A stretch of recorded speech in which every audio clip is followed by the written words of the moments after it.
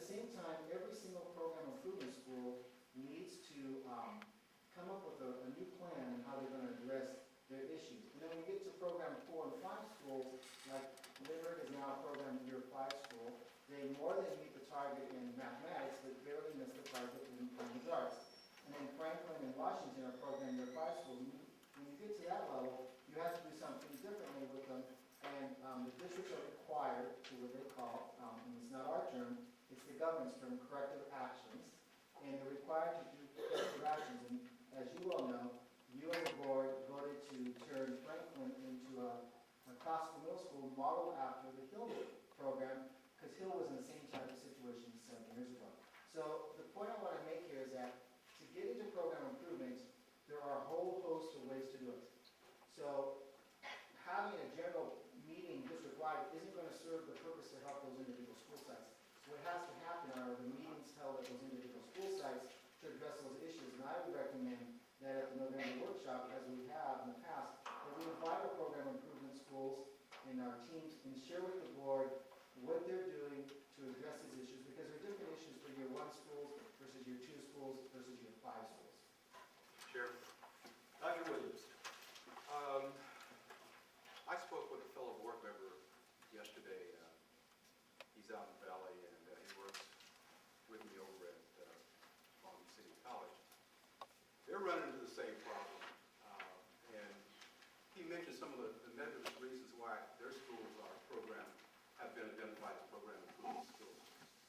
I can understand the concern here about our schools being identified as program improvement, but I don't want to do an overkill at this point. I think we need to understand some things. Basically, I need to be able to understand from those schools what their plans are to redirect, be redirected, and to improve.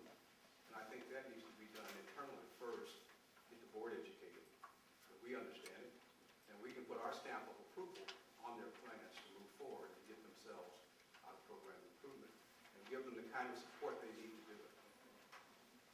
Mr. Meyer, I'm a little confused.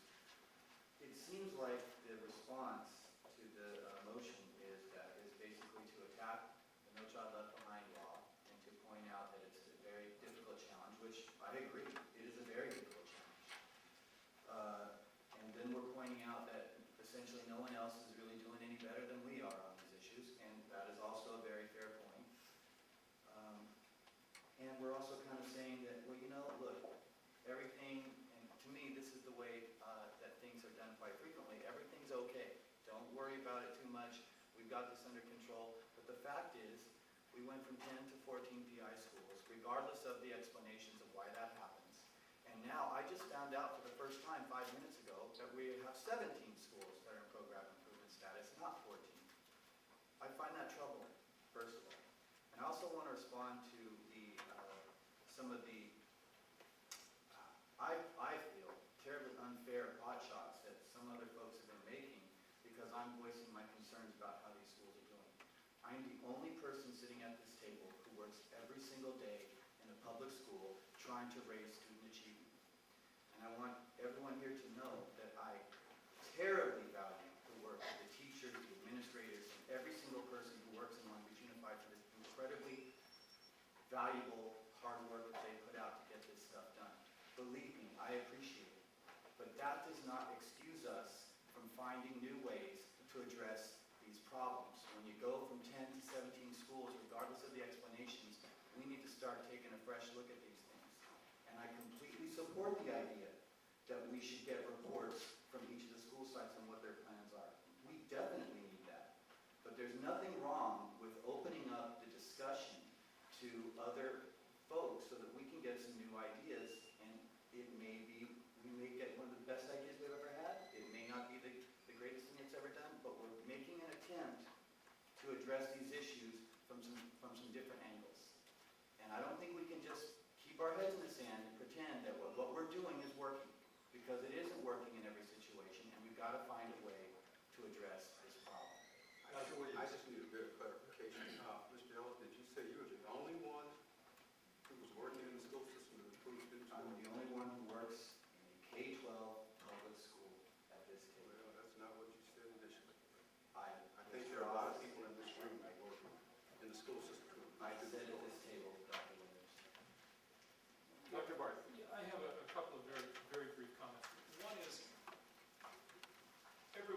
knows that anyone in education or who has anyone close to education, that this is a losing proposition, that the bar is constantly raised, that the number of subgroups that have to be identified and to do well on any given test is extraordinarily high and difficult to control.